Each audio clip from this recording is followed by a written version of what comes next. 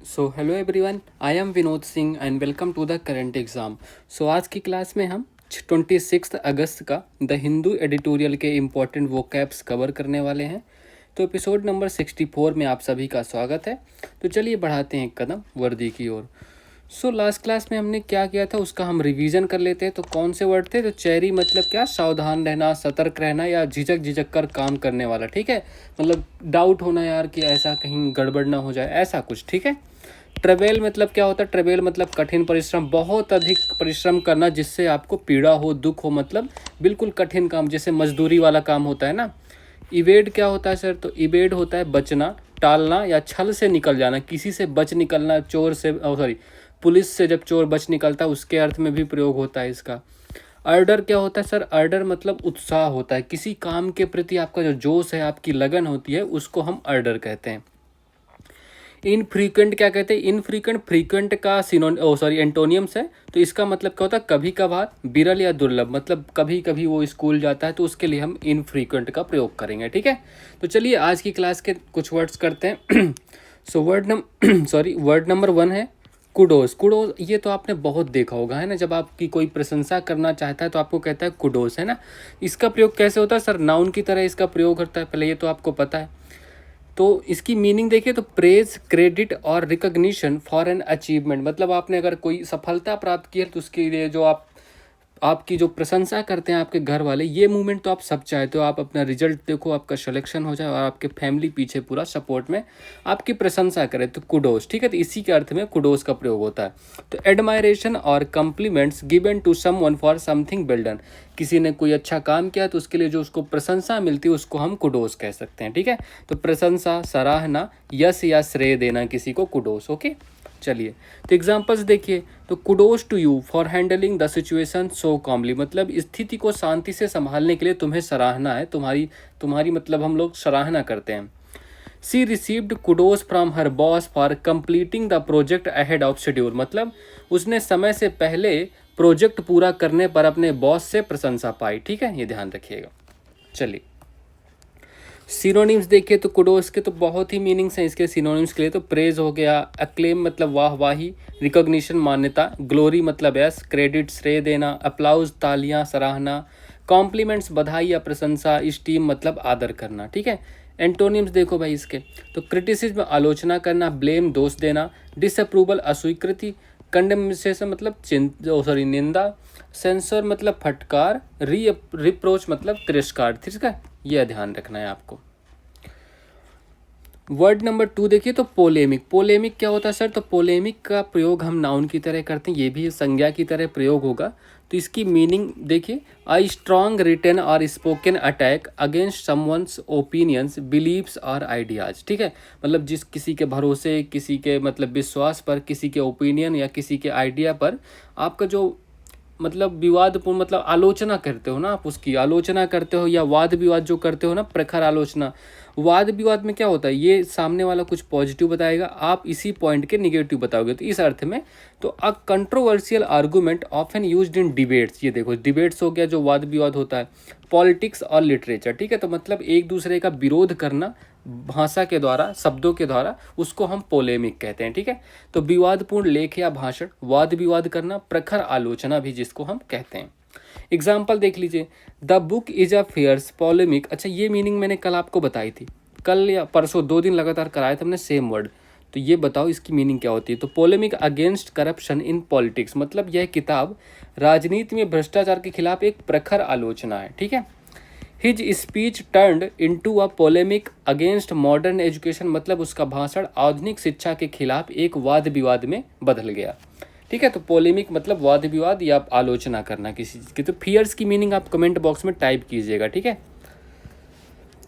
चलो सिनोनिम्स देखिए तो डिबेट मतलब बहस करना, आर्गुमेंट मतलब तर्क वितर्क करना, कंट्रोवर्सी विवाद, क्रिटिसिज्म आलोचना करना, टिराइड मतलब आक्रामक भाषण, डायट्राइब मतलब कटु आलोचना। ठीक है, एंटोनियम देखो तो एग्रीमेंट स्वीकृत, सहमति हो गई, हार्मनी मतलब सामंजस्य, पीस मतलब शांति, अकॉर्ड मतलब समझौता और प्रेज मतलब प्रशंसा। चलिए तो वर्ड नंबर 3 देखिए, नर्ड। नर्ड क्या होता है सर? नर्ड, नर्ड आपने सुना होगा, मे बी कहीं आपने सुना होगा, जब आप बोलते हो ना अपने दोस्तों को, यार ये वो तो नर्ड है, बिल्कुल किताबी कीड़ा है। तो नर्ड का प्रयोग हम नाउन की तरह करेंगे, पहली बात तो ये ध्यान रखनी है आपको।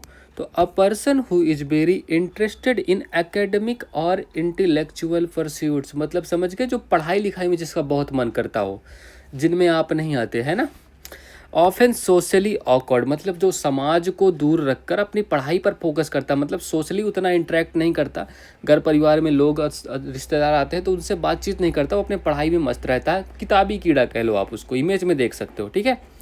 Someone who is highly passionate about subjects like computer science books और गेमिंग, मतलब वो अपने अपने काम से काम रहता है, किताबों में घुसा रहता है, किताबों का कीड़ा। पढ़ाकू कहते हो, विद्वान लेकिन सामाजिक रूप से अटपटा, समाज में उतना भाग नहीं लेता सामाजिक कार्यों में, बट अपनी किताबों में मस्त रहता, उसको हम कहते हैं नर्ड, ठीक है। तो ये वन वर्ड सब्स्टिट्यूशन की तरह भी इसका प्रयोग कर सकते हैं, तो ये भी आपको साथ में याद रखना है।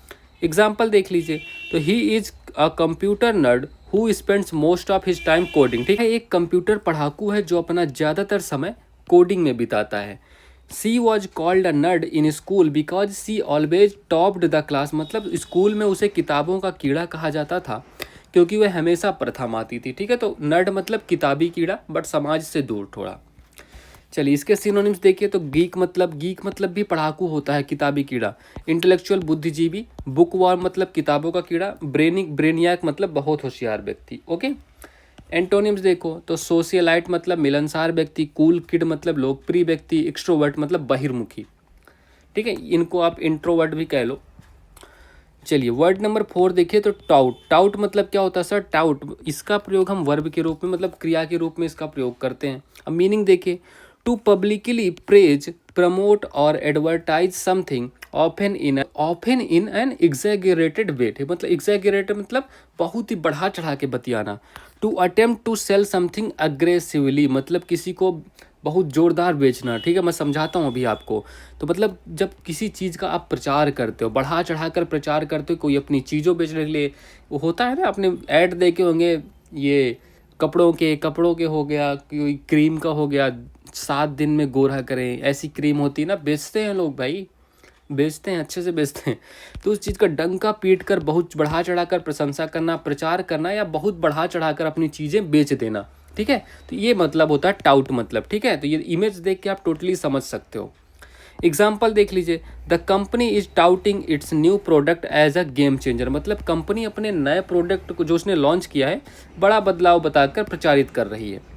Street vendors tout their goods loudly to attract customer, मतलब सड़क के जो दुकानदार, जो रोड के किनारे दुकानदार होते हैं, मेनली आपको पकड़ पकड़ के ले जाएंगे, भैया ये ले लो, 7 साल पहनोगे 8वें साल भी पहनने का मन करेगा, ऐसे बोलते हैं। तो सड़क के दुकानदार ग्राहकों को लुभाने के लिए अपने सामान का जोरदार प्रचार करते हैं, ठीक है। आप दिल्ली में पालिका बाजार चले जाओ, चांदनी चौक चले जाओ, मीना बाजार चले जाओ और जामा मस्जिद चले जाओ, तो ये सब जगह मिलेंगे। चलिए सिनोनिम्स देखिए, तो प्रमोट मतलब प्रचार करना, एडवर्टाइज विज्ञापन करना, एंडोर्स मतलब समर्थन करना, पब्लिसाइज मतलब जन प्रचार करना, हाइप मतलब बढ़ा चढ़ाकर प्रचार करना, ठीक है। तो आप भी ये जो क्लास देख रहे हो अभी आप, इसमें नीचे एक ऑप्शन आपको हाइप दिख रहा होगा, तो उसको भी कर सकते हो अपनी क्लास प्रमोट करने के लिए, ठीक है। वो कर दोगे तो थोड़ा अप्रिसिएशन की तरह मैं ले लूँगा। चलिए एंटोनिम्स देखो इसके, तो कंसील मतलब छिपाना, डिसरिगार्ड मतलब अनदेखा करना, इग्नोर नज़रअंदाज करना, क्रिटिसाइज मतलब आलोचना करना, ठीक है। तो समझ गए ना, कोई चीज़ बढ़ा चढ़ा कर उसकी तारीफ करना फिर बेच देना। चलिए तो शेयर भी कर देना अपने दोस्तों को, सब्सक्राइब भी कर देना, और लाइक तो आप कर ही रखे होगे, नहीं किया तो अभी कर दीजिए, ठीक है। चलिए अच्छा, ये देखो, ये वर्ड आपके लिए काफ़ी इंपॉर्टेंट साबित हो सकता है। क्यों सर? क्योंकि देखो ह्यू एंड क्राई, इसका एज अ फ्रेजल वर्ब आप यूज करोगे, ये एग्जाम की दृष्टि से बहुत इंपॉर्टेंट है, सीधे पूछा जा सकता है इसकी मीनिंग। तो ह्यू एंड क्राई, इसका प्रयोग भी नाउन की तरह कर सकते हैं। मीनिंग देखिए, तो अलाउड आउटक्राई, प्रोटेस्ट और पब्लिक डिमांड फॉर अटेंशन, मतलब अटेंशन के लिए कोई चिल्लाना बाहर, ठीक है। ये देख लो, हु हल्ला करना, इसका ओरिजिनल मीनिंग यही होती है। तो originally it refer to a loud call raised by people to pursue a criminal, but now it's used more broadly for any noisy reaction और कमिशन, मतलब पहले तो सिर्फ क्रिमिनल को पकड़ने के लिए जो आप प्रोटेस्ट वगैरह करते थे ना, अभी देखो एसएससी की प्रोटेस्ट चल रही है, उसके लिए भी अब ह्यू एंड क्राई, क्योंकि बच्चे लगातार चिल्ला रहे हैं, अपने हक की मांग कर रहे हैं, तो ह्यू एंड क्राई उसके लिए भी आप प्रयोग कर लोगे। शोर शराबा, हंगामा, जोरदार विरोध करना, चिल्लाहट, मतलब एसएससी की जो नियमावली है उनमें सुधार की बिल्कुल ज़रूरत है, क्योंकि बहुत ही गंदा सिस्टम बना रखा है इन लोगों ने, जो मतलब क्या ही करें। उसमें हर साल लगभग 1 लाख से 1.5 लाख बच्चे का रिजल्ट प्रभावित होता है, मतलब उनका सिलेक्शन हो सकता है बट उन वो रह जाते हैं। ऐसा क्यों? क्योंकि एसएससी की ऐसी नियमावली है। तो इसमें सुधार, एसएससी रिफॉर्म्स की ज़रूरत है, बिल्कुल है ना। तो हम सब, आप भी कमेंट में #SSC रिफॉर्म्स लिखो, प्रमोट करो अपनी, जहाँ भी हो थोड़ा थोड़ा सपोर्ट करो अपने भाइयों को, अपने जो दोस्त भाई लगे हुए हैं, संघर्ष कर रहे हैं दिल्ली में। आज शाम को मैं भी जाऊंगा, तो देखते हैं वहाँ क्या है। एग्जाम्पल देखिए, the government's decision caused a hue and cry among the citizens. सरकार के फैसले ने जनता में बड़ा हंगामा खड़ा कर दिया। When the thief ran away there was a hue and cry in the market. मतलब जब चोर भाग गया तो बाजार में चिल्लाहट और हंगामा मच गया। ठीक है, तो ये देख सकते हो इमेज आप। चलिए, तो सिनोनिम्स देखिए। अप्रोर मतलब कोलाहल, आउटक्राई प्रबल विरोध, ये मैंने पढ़ा दिया है। क्लेमर मैंने पढ़ाया है, देखो। टुमुल्ट मैंने पढ़ाया है, कमोशन नहीं पढ़ाया, तो ये भी आप देख लो, हलचल, अफरा तफरी मचाना। सब वर्ड्स मैं पिछली बार करा दूँ कि यही फ़ायदा है इस क्लास का डेली करने से। अब देखो वर्ड आपके रिपीट होने लगे, मतलब आपका रिवीजन चलेगा इसी में। तो अब ये वर्ड आप अगर भूलना भी चाहो तो नहीं भूलेंगे, एग्जाम में सीधे स्ट्रिक करेंगे, अरे सर ने तो ये बताया था। ये फ़ायदा होता है डेली क्लास करने का। समझ, 10 मिनट की क्लास है, लेकिन डेली करोगे तो बहुत ज़्यादा इफेक्टिव। एक दिन करोगे तो कोई फ़ायदा नहीं, बट आप 10 दिन करोगे ना, तब पता चलेगा यार, हाँ नहीं कुछ तो फ़र्क पड़ रहा है, हमारी वोकैब मजबूत हो रही है। एंटोनियम्स देखो, तो साइलेंस मतलब शांति, काम, शांत वातावरण, पीस, सुकून। क्वाइट मतलब खामोशी। सेरेनिटी मतलब शांतिपूर्ण अवस्था। चलिए, तो आज की क्लास के आइडियम्स एंड फ्रेजेस देखते हैं। तो to take someone for a ride मतलब किसी को धोखा दे देना। To take someone for ride, to deceive या चीट समवन, ठीक है, धोखा देना होता है। इन कोल्ड ब्लड, ये तो मैंने करा रखा है पहले भी। तो इंटेंशनल या एक्साइटेडली, देखो ये सारे एग्जाम में आ चुके हैं पहले, ऐसा नहीं कि मैं रोज नए नए पढ़ा रहा हूँ, सब PYQ से है, या तो द हिंदू के न्यूज़पेपर में कवर किया होगा इसको, तभी मैं यहाँ पे लाता हूँ इनको, जो एग्ज़ाम की दृष्टि से महत्वपूर्ण है। ऐसे तो करोड़ों हैं, मैं क्या क्या पढ़ाऊँगा, बट जो आपके एग्ज़ाम में आ सकते हैं वही मैं लेके आता हूँ यहाँ तक। चलिए, तो इन कोल्ड मतलब जानबूझकर या क्रूरतापूर्वक, ठीक है, क्रूरतापूर्वक किसी को नुकसान पहुँचाना।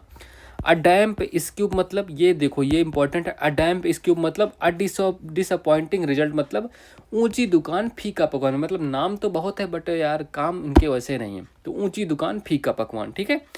टू बाइट द डस्ट मतलब टू बी डिफीटेड, धूल चटा देना। आपने सुना ना, किसी को, मैंने अपने दुश्मन को धूल चटा दी, तो किसी को पराजित कर देना या पराजित होना, to bite the dust. To take to one's heel मतलब रन अवे, अपने अपने हीलों पर चलना, मतलब अपनी हीलों को लेना, तो भाग जाना, ठीक है। तो to take to one's heel मतलब भाग जाना। To be all at sea मतलब सब कुछ समुद्र में, सब कुछ बिखरा हुआ, उलझा हुआ पड़ा, लॉस्ट एंड कंफ्यूज है, कुछ समझ नहीं आ रहा क्या करना है अब आगे, है ना। चारों तरफ समुद्र, कुछ भी नहीं समझ आ रहा सर। तो ये समझ गए आप, 6 के 6। चलिए, तो फिक्स्ड प्रीपोजिशन देखिए, ये मोस्ट इम्पॉर्टेंट ये पार्ट है इस क्लास का। तो ये देखिए, इक्वल, मैंने कल ये बताया था, कल ये वाला प्रीपोजिशन हमने किया था कल वाली क्लास में। अब ये सर आज क्यों ऐड किया है, क्योंकि आज मैंने एक और वर्ड इससे रिलेटेड ऐड किया है ना। इक्वल टू बताया था ना, जब कोई आपको एक बराबर के लिए यूज करना हो, इक्वल टू। बट जब बराबर किस अर्थ में होगा, इक्वल, नो प्रीपोजिशन यहाँ पर। सर ऐसा क्यों? क्योंकि nothing can equal mother's love, जब इक्वल बराबर वर्ब के रूप में होगा, मतलब जब माँ के प्यार के बराबर कुछ नहीं है, तब हम कोई प्रीपोजिशन नहीं यूज करेंगे। लेकिन जब 1+2, 1×2, तब हम इक्वल टू का प्रयोग करेंगे, ठीक है। जब कोई क्रिया होगी, मतलब एग्जेक्टिव जब विशेषता बताएगा, ठीक है, तब वहाँ पर हम ये इक्वल टू का प्रयोग करेंगे। अगर ये सब रिलेशन वगैरह आता है तब हम नो प्रीपोजिशन यूज करेंगे। तो इक्वलिटी तभी यूज करेंगे जैसे राम और श्याम मिलकर घनश्याम बन गए, तो ये हम इक्वल टू का बना सकते हैं। 12 ये हम जब कोई क्रिया हो रही होगी, मतलब सेंटेंस में, तब हम टू का प्रयोग करेंगे। अगर कोई क्रिया नहीं, जस्ट रिलेशन है, तब आपको, मतलब देखो, जैसे यार उसकी दुकान ताजमहल के बराबर है, तब हम ऐसे कह सकते हैं कि तब हम कोई प्रीपोजिशन यूज नहीं कर सकते, ठीक है। ऐसा समझ गए, बस थोड़ा ऐसे ही। अगर फिर भी डाउट है तो आप मुझे एक टेलीग्राम पर थोड़ा सा मैसेज कर दीजिएगा, मेरे पास एक स्क्रीनशॉट है, मैं वो आपको दे दूंगा, उससे आप बेहतर समझ जाओगे, ठीक है। मैं यहाँ पर क्लास में ऐड नहीं कर पाया, चलो मैं अपलोड ही कर दूंगा। प्राउड मतलब गौरवान्वित होता है, तो प्राउड के बाद हमेशा आप का प्रयोग करते हैं, तो I am proud of you, ये तो आपको रटा होगा, ये तो आप डेली यूज भी करते हो। एसेंशियल मतलब ज़रूरत होती है, तो एसेंशियल्स के बाद फॉर का प्रयोग करते हैं, ठीक है, हमेशा फॉर का प्रयोग करेंगे एसेंशियल के बाद। तो calcium is essential for strong bones, ठीक है। बिलोंग मतलब क्या होता है, से बिलोंग मतलब किसी संबंध के अर्थ में होता है, तो बिलोंग के बाद हमेशा टू का प्रयोग करते हैं। This luggage belongs to me, मतलब ये जो सामान है ये मुझसे संबंध रखता है। नेग्लिगेंट मतलब लापरवाह होना, इसका प्रयोग इसके बाद आप का प्रयोग करते हैं, तो he is negligent of his duty, वह अपने कर्तव्य के प्रति लापरवाह है, ठीक है, ये समझ गए। ये इक्वल वाला थोड़ा ध्यान रखिएगा, ये इंपॉर्टेंट है, ठीक है।